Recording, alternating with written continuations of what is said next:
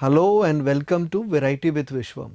તો આજે કોઈ ગેસ્ટ નથી, પણ આજના સ્પેશિયલ ગેસ્ટ છો તમે અને હું એક સરસ મજાની વાત કરીશું કે જેનાથી કદાચ આપણી લાઈફ બેટર થઈ શકે. હ્યુમિલિટીની આજની દોડભાગ ભરી જિંદગીની અંદર આપણે હ્યુમિલિટી ક્યાંક છોડીને આવી ગયા છીએ, કારણ કે કોન્સ્ટન્ટ આપણે કંઈક પ્રેશરમાં છીએ કે કંઈક અચીવ કરવું છે, કંઈક કામ કરવું છે, કંઈક નવી વસ્તુ ક્રિએટ કરવી છે, કંઈક બધા કરતાં અલગ કરવું છે. તો એ ચક્કરમાં આપણે કદાચ હ્યુમિલિટી ભૂલી ગયા છીએ.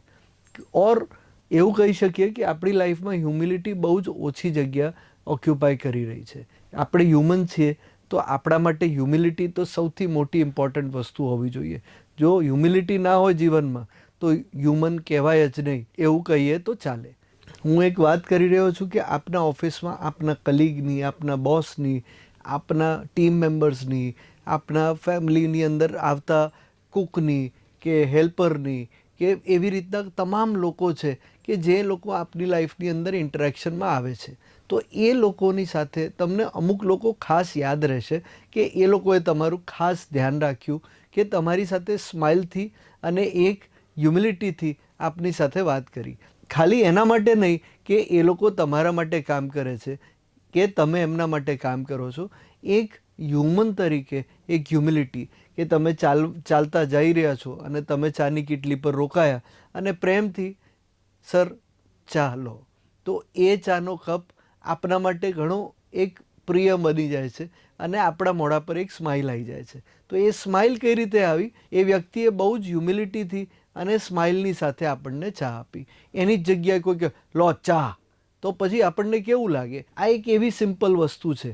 તો આપણે કોઈની બી સાથે ડીલ કરીએ તો આપણી લાઈફમાં હ્યુમિલિટી લાવીએ. બહુ સિરિયસ થઈને લાઈફમાં કંઈ મળવાનું નથી, તો આપણે સિરિયસ ના થઈએ અને આપણી આજુબાજુ જેટલા બી લોકો છે એને હ્યુમિલિટીથી જોઈએ. જો લાઈફની અંદર એવું કહેવાય છે કે કોઈ માણસને જજ કરવો હોય તો એના સુપિરિયર સાથે કે એના મોટા સાથે વાત કરે છે એનાથી જજ ના કરો, એ લોકોની સાથેથી કરો કે જે એના સબોર્ડિનેટ્સ છે, કે જે એમની સાથે એમને મદદરૂપ થાય છે, કે તમારી ઓફિસમાં કે કોઈક નાની વ્યક્તિ જે આપની સાથે કામ કરે છે. આમ તો કોઈ નાનું મોટું હોતું નથી. નાનું મોટું આપણે બનાવેલું છે કે તમે મર્સિડીઝમાંથી નીકળ્યા કે તમે મોટી ગાડીમાંથી નીકળ્યા તો તમે મોટા, અને પેલા ભાઈ સાયકલમાં આવે છે કે લુનામાં આવે છે કે એક્ટિવામાં આવે છે તો એ નાના. તો એ નાના મોટાનો ડિફરન્સ આપણે બનાવ્યો છે.